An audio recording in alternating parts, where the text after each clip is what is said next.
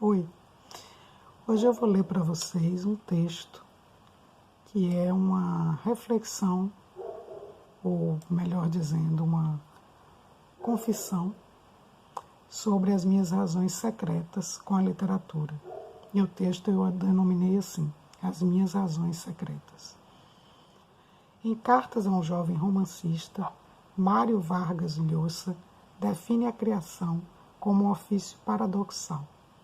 Se por um lado escrever é uma forma de liberdade, por outro é uma vocação que escraviza, um tipo de servidão permanente. Isso ocorre porque não se pode deixar de ser escritor e ser outra coisa. Mesmo quando se tem outra profissão, na maioria das vezes essa está relacionada com a superfície da existência. Status, autossustento, etc. Podemos ser médicos, advogados, delegados, comerciantes, donos de casa, professores, vendedores, eletricistas, mecânicos, funcionários públicos e toda sorte de ofícios, desde que o sejamos externamente. Mas, na verdade mais profunda de nossa existência, continuamos a ser, 24 horas e muito secretamente, escritores. Escrever é escravizante, porque é impossível não escrever, ou mesmo tirar férias daquele ser que em nós escreve. Aonde vamos, vamos escrevendo. Ainda que esse processo interno não se materialize, estamos a escrever mentalmente em todos os lugares por onde andamos. Aeroportos, bares, praças, igrejas, museus, cinemas, até mesmo em filas de banco. Escrever não cessa, porque se trata antes de um processo espiritual que domina a mente e utiliza o corpo e a linguagem como ferramentas. Jorge Luiz Borges dizia: o escritor é o único sujeito cujo ofício não descansa. Isso porque qualquer coisa que lemos, sentimos, observamos, qualquer cisco no olho pode ser matéria de criação. Nesse sentido, escrever é servidão. Mas se o sujeito chegar à conclusão de que pode abandonar a literatura, pode viver sem ela, é melhor realmente que eu faça. Abandone-a, pois esse não é o seu ofício. Conforme aconselha Raine Maria Rilke em Cartas a um Jovem Poeta, que dialoga com esse texto de Llosa, dirigido aos ficcionistas. Quanto à liberdade da escrita, Vargas Llosa lembra que todas as ditaduras e regimes totalitários, todos os fascistas, comunistas, fundamentalistas e demais déspotas tentam controlar a literatura, através de punições, banimentos, interferências, destruição ou através do controle da censura. Justamente porque todos sabem que, sob a aparência de jogo criativo, a invenção literária é uma forma radical de liberdade. E somente quem experimenta a liberdade tem todas as razões para lutar contra quem a quer controlar. Essa resistência, ou rebeldia, como muitos preferem chamar, é consequência direta de dois aspectos da literatura: sua vontade sobre-humana de expressão e sua predisposição à imaginação, ao inventar. Secretamente, quem se entrega à escrita literária é impelido desde cedo a ter que se expressar continuadamente, mesmo sem saber ao certo o que vai dizer, sobre quem e de que maneira. Trata-se de uma força estranha da vida, como dizia a velha canção interpretada por Roberto Carlos. Uma força estranha a nos exigir voz, corpo, testemunho. Desse modo, misterioso e de difícil explicação, quem escreve rejeita a vida concreta, ainda que esse processo não seja consciente para muitos. A secreta razão de ser da literatura é justamente a dúvida quanto à realidade. E a dúvida surge quando prestamos escuta à exigência básica da vida, nosso testemunho. Quando o autor ouve essa exigência, percebe também que muito mais que falar sobre o vivido ou observado, é preciso falar de uma verdade profunda. A vida que deveríamos ter e que, infelizmente, não temos. Por que deveríamos ter essa outra vida, percebida no embate com a vida concreta? É que escrevemos. Não podemos tampouco abrir mão dessa vida que inventamos secretamente, sendo a ficção não apenas uma mentira, tampouco o retrato de uma história já vivida, mas, sobretudo, como diria Vargas Llosa, a contracapa do mundo, ou seu reverso. Esse ato de suplantar a vida e, consequentemente, nossa própria história, não se faz impunemente. Nesse sentido, nossos sentidos se aguçam bastante no processo de criar e no retorno à materialidade do mundo, podendo haver aí um aumento da insatisfação íntima, um descompasso que ameaça nos transformar em Dom Quixotes, em Madames Bovarys ou na Luísa de Eça de Queiroz. Enfim, trata-se de uma intranquilidade que não cessa. Administrar essas consequências é nosso desafio diário de sujeitos gentes. Por isso, é comum entre os ficcionistas dizermos que escrever mesmo é coisa para velhos, pois são as rugas que vão dando ritmo e conformação a essa intranquilidade e a esse testemunho. Um filme que capta muito bem essa relação de descompasso entre o escritor e o mundo é A Eternidade em um Dia, do autor, cineasta grego já falecido, Theos Angelopoulos. O filme narra um dia sem fim na vida de um poeta que está doente. Ele precisa se internar para uma cirurgia, mas vai adiando a decisão, optando por passear pelos principais abismos da memória, cruzando-os com os adventos reais do presente, que chegam através de um menino refugiado da Guerra da Bósnia. Em diversas passagens do filme, o poeta, que vivia exilado do plano concreto da vida, encontra-se com o homem, filho, marido, pai que ele foi. Um fantasma frente ao outro, buscando a última chance de compreensão mútua, de autoconhecimento, através da revisitação do tempo que se bifurca entre ausências e vivências. Quero falar também de outro aspecto do ofício de escrever, o eterno ronronar de vozes que experimentamos a cada nova criação. Esse entrecruzamento de vozes pode ser conscientemente explicitado ou está levemente transparente no texto. Se todo texto pressupõe um entrecruzamento de vozes, o literário, especialmente, é um espaço onde a noção de diálogo sempre esteve presente. E esse eco pode ser leve ou pesado, a depender da relação que o autor e leitor têm de tradição e criação. Juntando todas essas percepções à ideia de Auerbach de que toda representação ou nasce de uma falta, lacuna, ou de um excesso, explosão, creio que minha escrita ora almeja preencher, complementar, ora é puro esvaziar-se de excesso. Sei que escrevo para consertar o mundo, pois tenho na memória passagem, o meu mundo, consertar o meu mundo, esqueci aí o meu, pois tenho na memória passagens da infância, desde quando fui alfabetizada, reescrevendo a Sereiazinha, o Gato de Botas, Joãozinho e Maria, a Pastorazinha e o Limpador de Chaminés. Esse processo, que chamo de longo prazer da revisão, jamais acabou.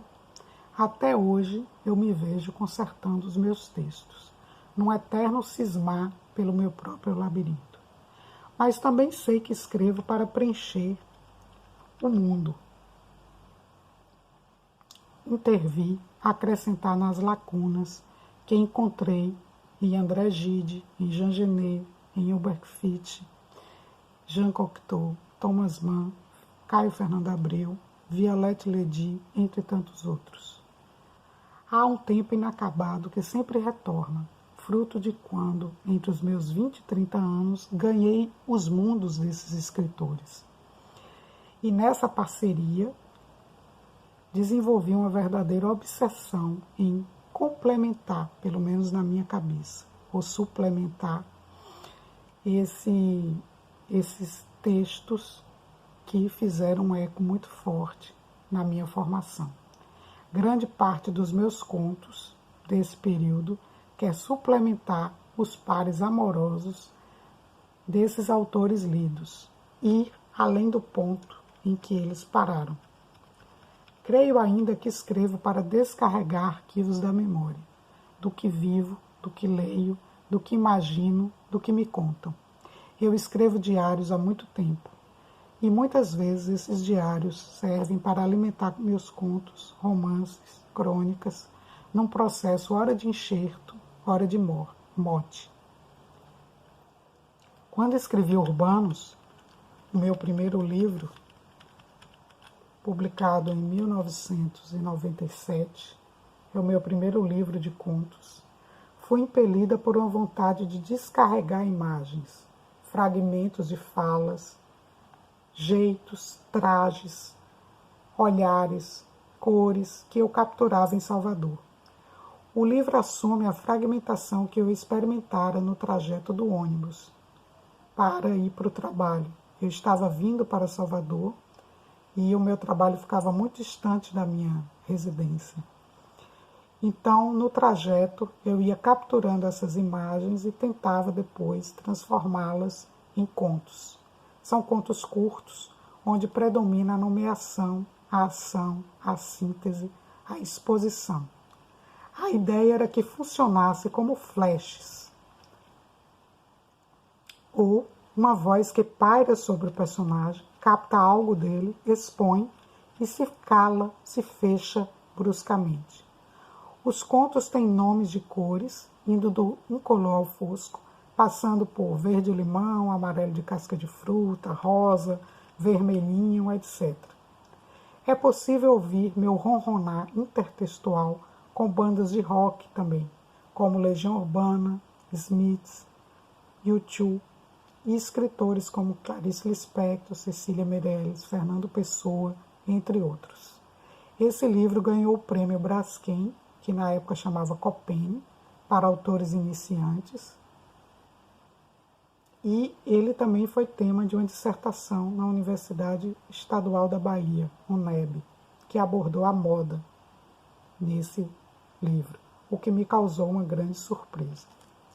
O meu segundo livro, também de contos, se chama Obscuros, e é esse livrinho aqui de bolso.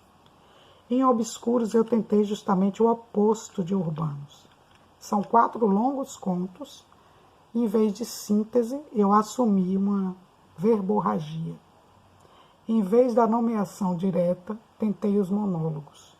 No lugar do flash, persegui a ampliação das consciências dos personagens.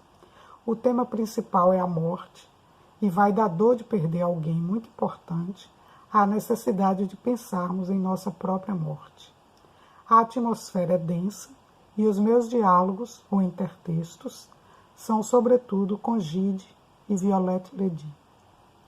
Em 2011, eu lancei o meu primeiro romance, que se chama Henrique, o nome do personagem principal. Esse livro narra a trajetória de um personagem gay, casado com seu melhor amigo. Está de cabeça para baixo. Casado com seu melhor amigo, ele sofre um acidente de carro e fica em coma. Os temas vão do desajuste e melancolia até o incesto com o pai e embates de Henrique com a religião.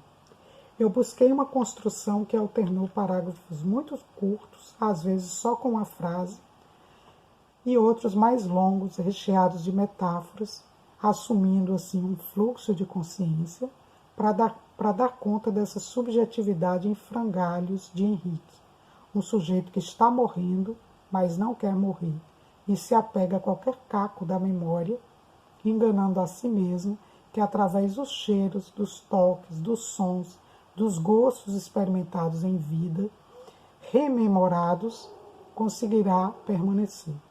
Esse livro foi totalmente reescrito em 2009 e, obviamente, Eu não recomendo mais essa edição original para ninguém. Esse livro também marca o uso de um pseudônimo, que meu Deus, eu continuo com o livro de cabeça para baixo, agora, que está de cabeça para cima. Isso é uma metáfora também da condição do escritor, né? Andar de ponta cabeça no mundo. Então, esse livro, eu não indico mais essa edição, porque ele foi totalmente escrito. Ele também foi tema de uma dissertação de mestrado na Universidade Estadual de Campinas, Campina Grande, na Paraíba. Também foi analisado em alguns artigos, entre eles um que foi publicado no grupo de Homocultura e Linguagem da Ampol. O meu quarto livro é O Sol que a Chuva Apagou.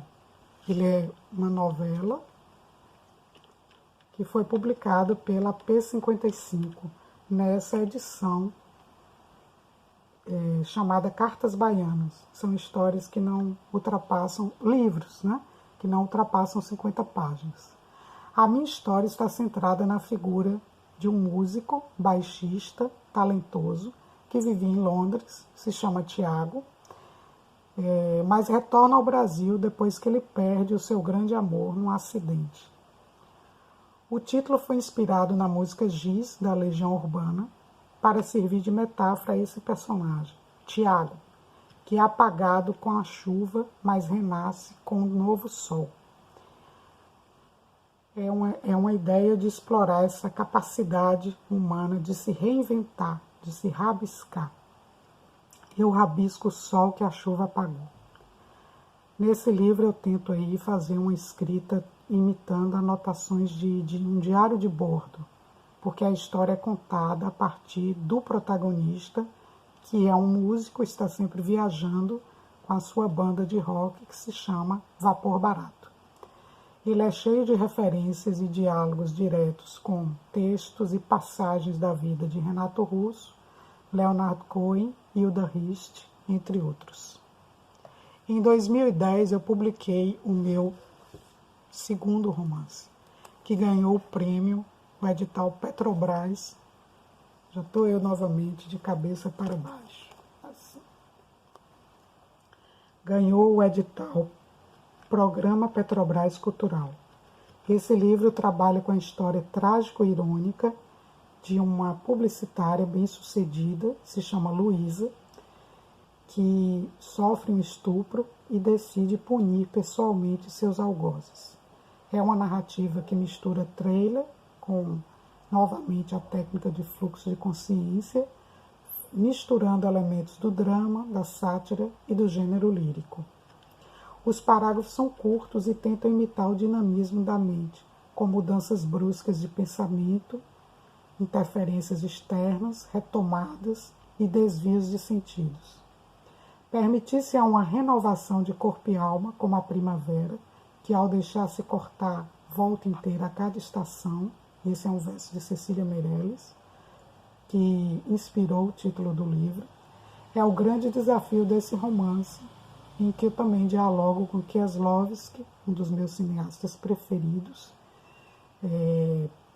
cineasta polonês, infelizmente também já falecido, autor de A Liberdade é Azul, A Igualdade é Branca, A Fraternidade é Vermelha, A Dupla Vida de Veronique, entre outros. Também dialoga muito com Morrissey, de quem Luísa é fã, não por acaso, eu sou também muito fã. André Gide, Camões, Drummond e Júlio Cortázar.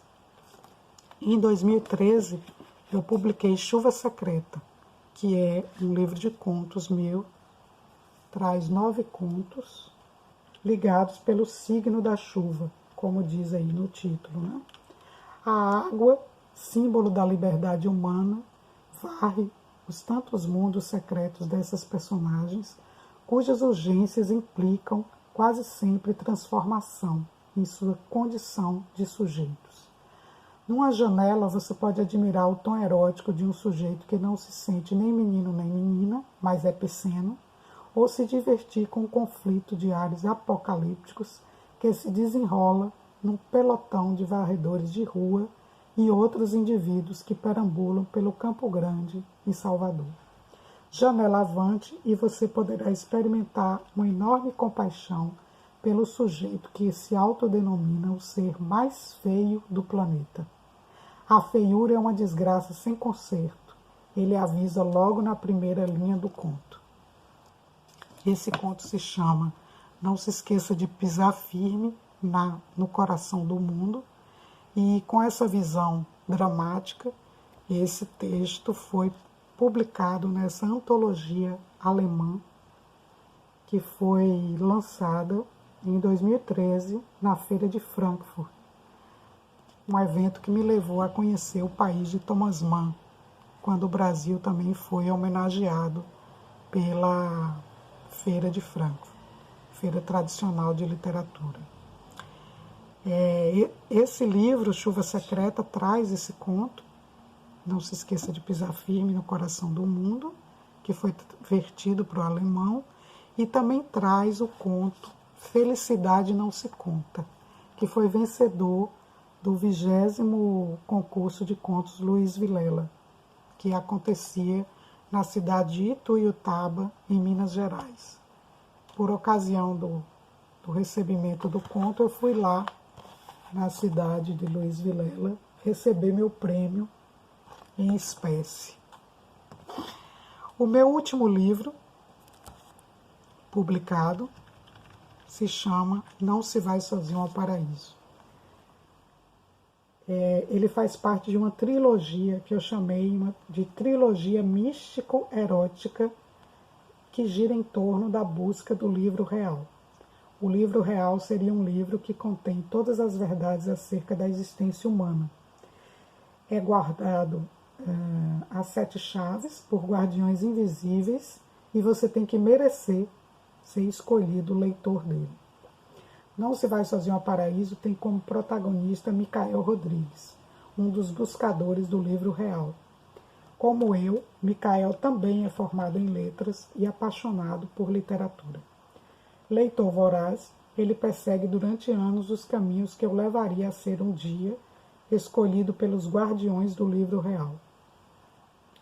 Todavia, quando isso ocorre, o seu destino é tragicamente mudado por um acidente de carro, que ele priva da companhia da esposa e do seu primogênito, Rafael.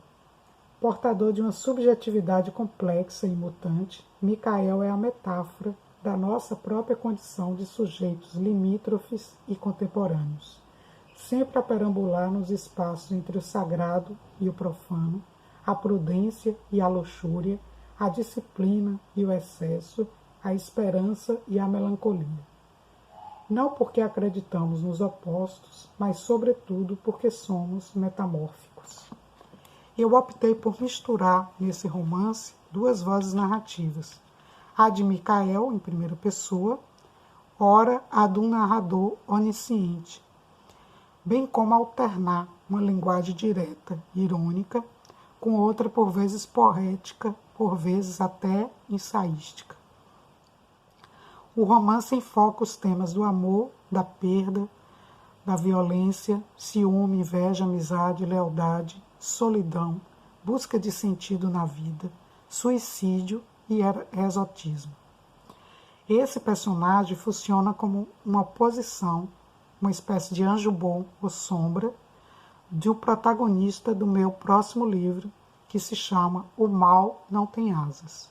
O personagem principal de O Mal Não Tem Asas é Juliano Borelli, um anjo mau, vamos dizer assim, né? Uma pessoa cindida entre bem e mal. Esse livro, O Mal Não Tem Asas, seria o segundo dessa trilogia, essa trilogia em torno do livro real. Juliano Borelli leu o livro real, ele é um escritor que está num processo de tentativa de reconstrução aí de um advento que aconteceu na vida dele, que o cindiu ao meio. E ele está tentando unir essa bifurcação. Esse livro está na editora Mondrongo, sendo avaliado para publicação. O meu último livro dessa trilogia está em andamento, está com cerca de 200 e poucas páginas e se chama Os Irrealistas. Eu quis fazer aqui essa trajetória dos meus livros para ligá-los ao que eu chamei no início de ensaio ou memórias, ou minhas razões secretas. Eu finalizo destacando uma passagem do romance O Mal Não Tem Asas, onde Juliano Borelli narra. É uma passagem que ele está na Ilha do Delírio, um lugar paradisíaco, em que normalmente os personagens vão em busca de alguma demanda muito cara e muito difícil de ser resolvida se não for por intervenções transcendentais. Então, voz de Juliano Borelli. Volto à poltrona. Decido fumar um cigarro, depois chamar por alguém. Se não vierem nos destrancar, boto essa porta abaixo.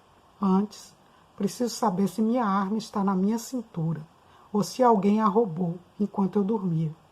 Com essa ideia de gentinha que nos tranca dentro de um quarto, quem vai confiar? Confiro a arma. Está em perfeito estado. Menos mal. Meterei bala na porta até que se abra.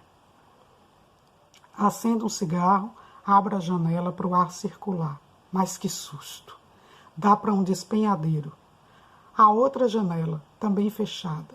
Abro-a e tenho a grata surpresa de ver uma rua muito quieta, com um trilho no meio. As janelas são paralelas, mas não há continuação da paisagem lá fora. Na segunda janela há uma amendoeira, um banco e um poste com uma placa onde se lê: sente-se e espere o seu bonde. Se ele demorar, redobre a sua fé. Sobretudo, não se desespere. Mais cedo ou mais tarde, há de acontecer. Gostei. Creio que o aviso resume parte de nossas vidas. Não se desespere. Mais cedo ou mais tarde, há de acontecer. E não é que um bonde vermelho passe exatamente neste momento? Para no ponto. 2 pessoas sobem nele. Que bonito. Gosto de bondes.